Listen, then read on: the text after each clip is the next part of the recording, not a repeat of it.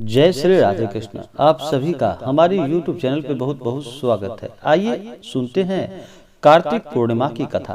कार्तिक पूर्णिमा को त्रिपुरारी पूर्णिमा और देव दीपावली के नाम से भी जाना जाता है।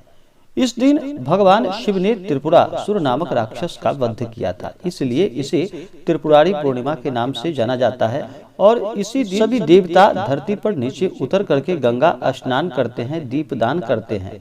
और इस दिन भगवान विष्णु ने मत्स्य अवतार लेकर मानव धर्म की रक्षा की थी और वेदों की रक्षा की थी।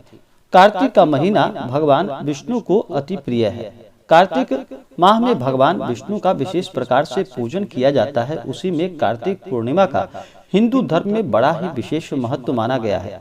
कार्तिक पूर्णिमा के दिन स्नान का, दान का बड़ा ही विशेष महत्व माना गया है। और कार्तिक पूर्णिमा के दिन भगवान शिव का पूजन करना, भगवान विष्णु का पूजन करना, सत्यनारायण भगवान का पूजन करना या कथा श्रवण करना, यह अनंत गुना पुण्य फलदायक होता है। कार्तिक पूर्णिमा के दिन इस दिन तुलसी माता का भी पूजन करना चाहिए और संध्या के समय तुलसी वृक्ष के नीचे दीपक जलाना चाहिए। इससे माता तुलसी और भगवान शालिग्राम का भी आशीर्वाद प्राप्त होता है।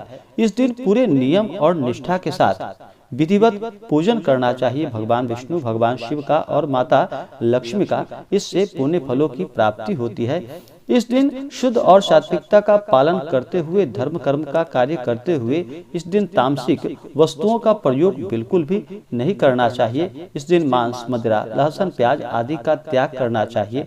अपने से बड़ों का सम्मान करना चाहिए। महिलाओं का सदा ही सम्मान करना चाहिए। जहाँ पर महिलाओं का सम्मान होता है वहाँ पर माता स्थिर लक्ष्मी का वास होता है। अपने मन में किसी के प्रति ईर्ष्या या द्वेष का भाव नहीं लाना चाहिए। पूर्ण श्रद्धा के साथ और विश्वास के साथ भगवान नाम का स्मरण करना चाहिए, पूजन करना चाहिए, दान पुण्य करना चाहिए। इससे अनंत गुना पुण्य फलों की प्राप्ति होती है। तो आइए आज सुनेंगे कार्तिक पूर्णिमा की कथा। अगर आप हमें कार्तिक पूर्णिमा के दिन अन्नदान, वस्त्रदान या कार्तिक पूर्णिमा की कथा के लिए अपने इच्छा के अनुसार ब्राह्मण दक्षिणा अगर देना चाहते हो तो हमें डिस्क्रिप्शन में जाकर के वहां से गूगल पे, फोन पे या अकाउंट नंबर के माध्यम से आप अपने श्रद्धा और सामर्थ्य के अनुसार हमें ब्राह्मण दक्षिणा प्रदान कर सकते हैं। तो आइए सुनते हैं कार्तिक पूर्णिमा की दो पौराणिक कथा। तो बोलिए प्रेम से भगवान विष्णु की जय, माता लक्ष्मी की जय, भगवान भोलेनाथ की जय, माता पार्वती की जय।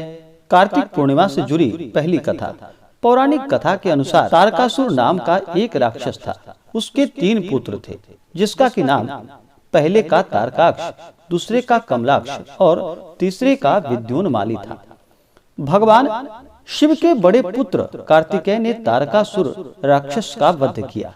अपने पिता की हत्या की खबर सुन तीनों पुत्र बहुत दुखी हुए। तीनों ने मिलकर ब्रह्मा जी से वरदान मांगने के लिए घोर तपस्या की। ब्रह्मा जी तीनों की तपस्या से प्रसन्न हुए और बोले कि हे वत्स, तुम वर मांगो, तुम क्या वरदान चाहते हो। तीनों ने ब्रह्मा जी से अमर होने का वरदान मांगा, लेकिन ब्रह्मा जी ने उन्हें इसके अलावा कोई दूसरा वरदान मांगने को कहा। तीनों ने मिलकर फिर सोचा और फिर ब्रह्मा जी से तीनों अलग नगरों का निर्माण करवाने के लिए कहा, जिसमें सभी बैठकर सारी पृथ्वी और आकाश में घूमा जा सके। 1000 साल बाद जब हम मिले और हम तीनों के नगर मिलकर एक हो जाएं, और जो देवता तीनों नगरों को एक ही बाण से नष्ट करने की क्षमता रखता हो, वही हमारी मृत्यु का कारण हो। ब्रह्मा जी ने उन्हें यह वरदान दे दिया। तीनों वरदान पाकर अति प्रसन्न हुए। ब्रह्मा जी के कहने पर मैं दानव ने उनके लिए 3 नगरों का निर्माण किया।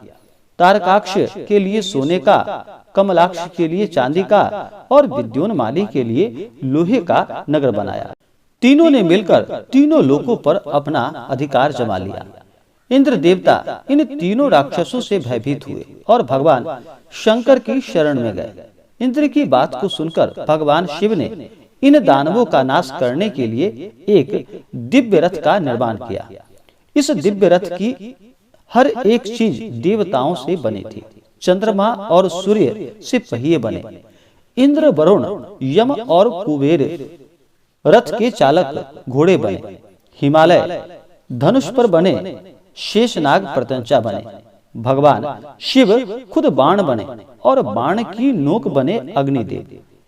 इस दिव्य रथ पर सवार हुए खुद भगवान शिव। भगवानों से बने इस रथ और तीनों भाइयों के बीच भयंकर युद्ध हुआ। जैसे ही ये तीनों रथ एक ही सीध में आए, भगवान शिव ने बाण छोड़ तीनों का नाश कर दिया। इसी वध के बाद भगवान शिव को त्रिपुरारी कहा जाने लगा। यह वध कार्तिकेय मास की पूर्णिमा तिथि के दिन हुआ था, इसलिए इस दिन को त्रिपुरारी पूर्णिमा के नाम से जाना जाने लगा। तो आइए सुनते हैं कार्तिक पूर्णिमा से जुड़ी हुई दूसरी कथा।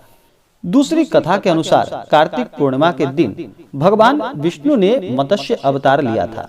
हिंदू पुराणों के अनुसार एक समय ऐसा आया जबकि धरती पर भयानक वर्षा हुई, जिसके चलते संपूर्ण धरती जल में डूब गई थी। लेकिन सिर्फ कैलाश पर्वत की चोटी और ओमकारेश्वर स्थित मार्कंडेय ऋषि का आश्रम ही नहीं डूब पाया था। तो आइए सुनते हैं इसी के ऊपर पौराणिक कथा। पौराणिक कथा के अनुसार द्रविड़ देश के राजर्षि सत्यव्रत कृतमाला नदी में स्नान कर रहे थे।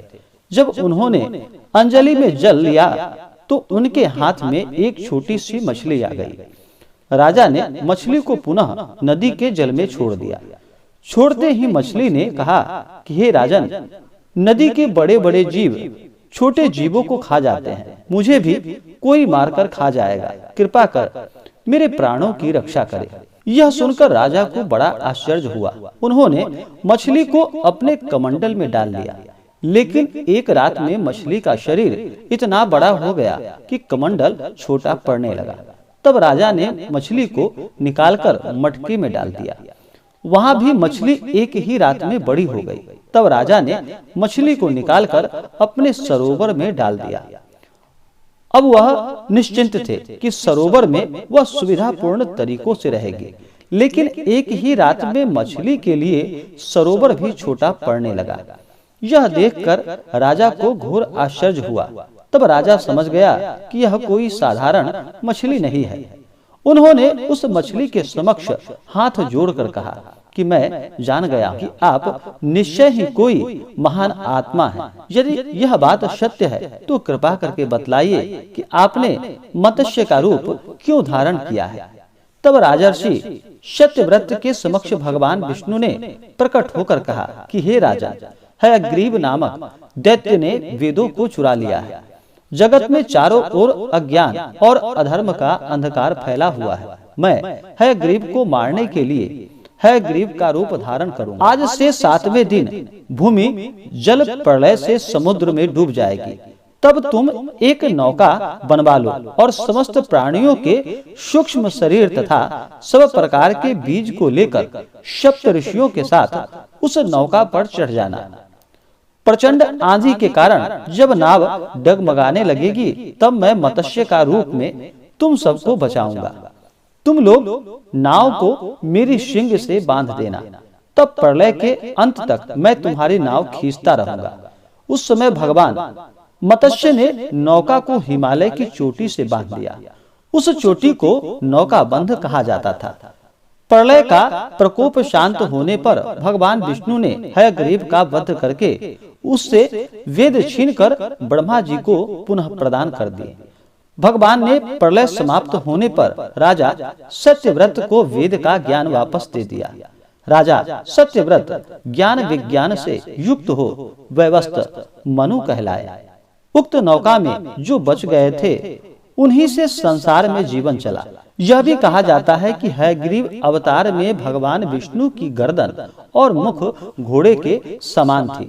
तो बोलिए प्रेम से भगवान विष्णु की जय, हयग्रीव भगवान की जय, भगवान भोलेनाथ की जय, माता पार्वती की जय। तो आशा करता हूँ कि यह जानकारी आपको अच्छा लगा हो।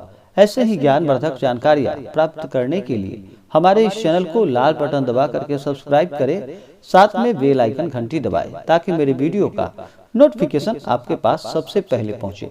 वीडियो को लाइक और अपने मित्रों तथा दोस्तों के साथ शेयर करें। सुखी रहें और स्वस्थ रहें। जय श्री राधे कृष्ण। धन्यवाद।